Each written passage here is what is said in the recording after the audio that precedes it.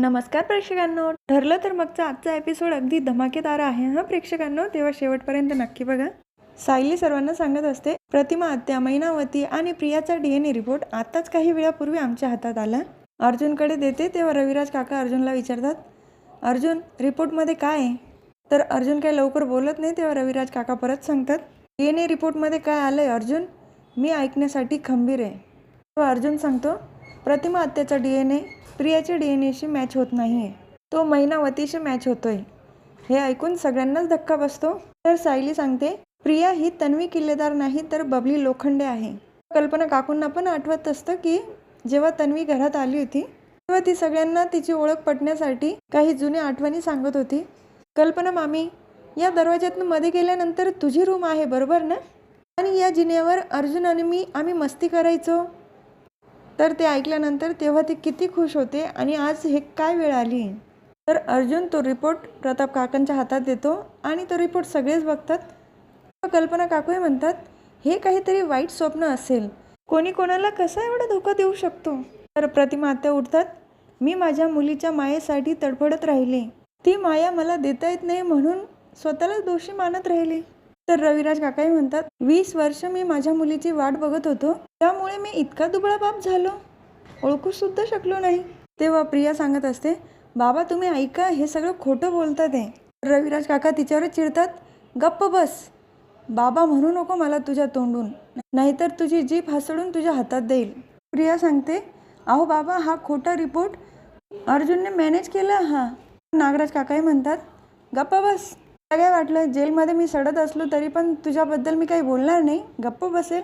मैपत चिकरे म्हणतात, तुझी संधी संपली प्रिया. प्रिया मधुकर उर्फ तन्वी किल्लेदार उर्फ तन्वी सुभेदार उर्फ बबली लोखंडे. नागराज काका सांगतात, दादाचा ॲक्सिडेंटचा प्लॅन जेव्हा फ्लॉप झाला तेव्हा मी 20 वर्ष वाट बघितली संधीची. एक दिवस प्रिया नावाची संधी मैपतच्या ऑफिसमध्ये आली तन्वीचे गाठोडे घेऊन.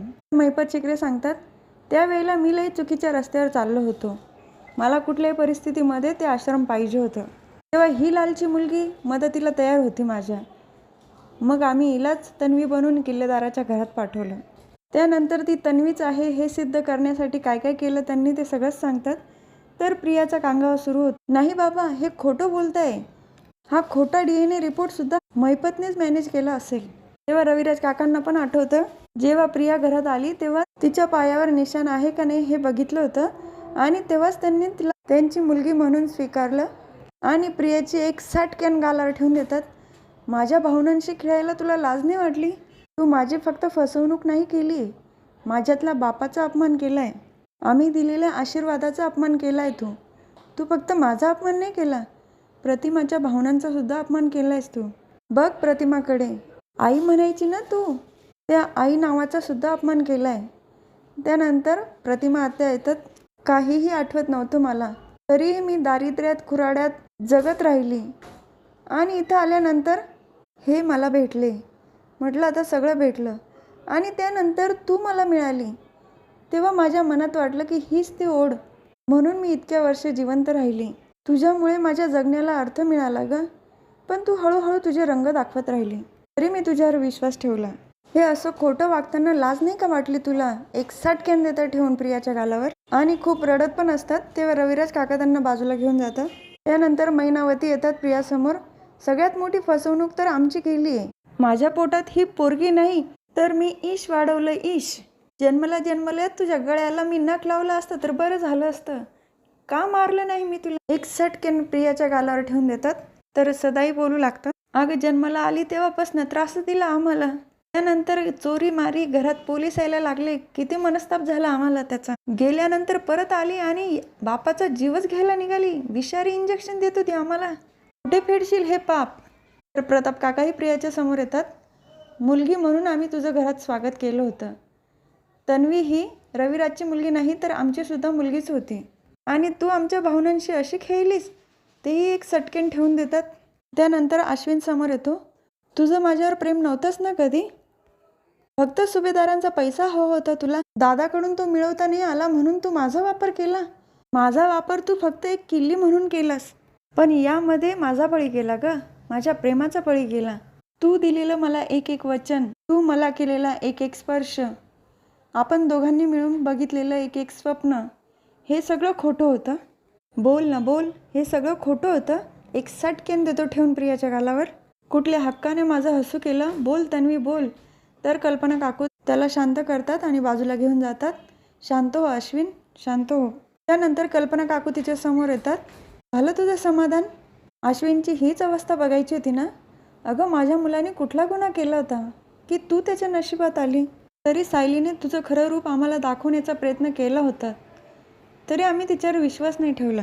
तू एका आईचं मन दुखवलंयस, आजीचं मन दुखवलंयस. तुझ्यासाठी कुठली शिक्षा पुरेशी नाही आहे, त्या पण एक सटकेन ठेवून देतात. त्यानंतर सुमन काकू येतात. अगं जेव्हा आमची तन्वी परत आली हे समजलं, मला असं झालं तर तुला कुठे ठेवू आणि काय करू तुझ्यासाठी, आणि तू आमच्या भावनांशी खेळलीस, त्याही सटकन ठेवून देतात.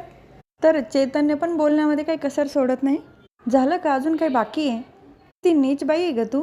त्या आश्रमामध्ये होती, त्या आश्रम घ्यायला निघाली, नंतर रविराज काकांची प्रॉपर्टी घ्यायला निघाली. ते झालं नाही तर सुभेदारांच्या प्रॉपर्टीवर डोळा होता तुझा. किती खालच्या थराला जाशील तू अजून? अस्मिता समोर येते. हिची भूक ना कधीच भागणार नाही, कारण भस्मासुराचा अवतार आहेस तू. जिथे हात ठेवशील ना तिथे राखच करशील. जशी माझ्या घराची राख केली तू. एक सटकेन ठेवून देते प्रियाच्या गालावर. त्यानंतर पूर्ण आजी येतात. त्या तर काही बोलण्याच्या आधीच एक फाटकेन ठेवून देतात गालावर. माझ्या श्वासाश्वासात तन्वी आहे, माझ्या अंगणात बागडणारी तन्वी, अर्जुनवर रुसणारी तन्वी, पूर्ण आजी म्हणून मला घट्ट मिठी मारणारी तन्वी. तिचं हसणं माझ्या कानात अजूनसुद्धा वाजतंय, तिचा स्पर्श अजूनसुद्धा जाणवतोय. ती तन्वी तू नाहीस, तू विष आहेस, विष. असं विष जे हळूहळू अंगात भिनतं, मेंदूचा ताबा घेतं. तसंच केलं आहे तू सगळ्या माणसांबरोबर. तू माझ्या तन्वीचं नाव स्वतःला लावून घेतलंस, पण तिचा लाखावी स्वभाव कुठून आणशील तू? हे तिचं चमकणारं लॉकेट गळ्यात घातलंय, पण तिचे डोळ्यातली चमक कुठून आणशील तू? माझ्या तन्वीला परत आण. कुठे आहे ती? रडत असतात तेव्हा अर्जुन त्यांना शांत करतो आणि खाली बसवतो. त्यानंतर समोर कल्पना काकू येतात आणि प्रियाच्या गळ्यातलं लॉकेट हिसकावून घेतात. हे लॉकेट माझ्या तन्वीचं होतं, त्याच्याशी आमच्या भावना जोडलेल्या आहे, आणि तू निर्लज्जपणे 2 वर्ष गळ्यात घालून मिरत होतीस. त्या गेल्यानंतर अर्जुन येतो समोर. तुला वाटलं असेल ना, एवढं सगळं झाल्यानंतर पण स्टोर रूममध्ये तुला थांबून घेतलं. किती मूर्ख आहेत ही सुभेदार. तुला असं मोकाट नव्हतं सोडायचं आम्हाला. तुझ्या प्रत्येक गुन्ह्याची शिक्षा तुला मिळवून द्यायची होती. पिंजऱ्यातला उंदीर माहिती आहे तुला? तिथेच तो गोल गोल फिरतो, पण त्याला बाहेर येता येत नाही.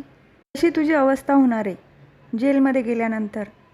तुला काय करायचं सगळं त्या जेलमध्ये करायचं. डोकं आपटायचं त्या जेलच्या भिंतींवर आपटायचं, तिथेच राहायचं आणि तिथेच मरायचं.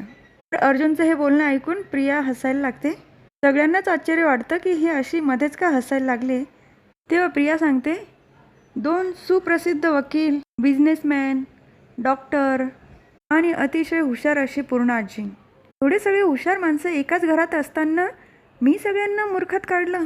पण अर्जुन, मला हे सगळं अजिबात अवघड गेलं नाही हं. का तुम्ही सगळे तन्वीसाठी आसूसलेले होतात ना. हृदय खूप काळ उपाशी राहिलं ना तर मेंदू गाढ झोपतो, आणि मी त्याच झोपेचा फायदा घेतला आणि तुमच्या घरात, तुमच्या आयुष्यात शिरले. तर हा भाग इथेच संपतो. पुढील भागात बघायला मिळतं की प्रियाला घराबाहेर ओढत आणते आणि गेटच्या बाहेर देते ढकलून. तुझ्या हसण्याची शिक्षा मी देणार तुला. इतके दिवस आमचा समज होता की तू रविराज काकांची मुलगी आहे, म्हणून माझे हात बांधलेले होते, पण आता नाही. जेव्हा समजलं तू खरी तन्वी नाही, तेव्हा सगळे बंधनं तुटले. आता तुझं खरं जग फक्त जेलच्या 4 भिंती असणार आहे. माझ्या नजरेसमोर दिसू नको हं प्रिया. चालती हो इथून. तर हा भाग इथेच संपतो. आता उद्या परत मज्जा येणार आहे हं प्रेक्षकांनो, कारण उद्याचा भागसुद्धा तेवढाच इंटरेस्टिंग असणार आहे. तेव्हा उद्या पुन्हा भेटूया, ठरलं तर मगच्या पुढच्या व्हिडिओमध्ये. तोपर्यंत माझ्या व्हिडिओला लाईक, शेअर, सबस्क्राईब करा प्रेक्षकांनो प्लीज, आणि बेल आयकॉन दाबायला विसरू नका. धन्यवाद.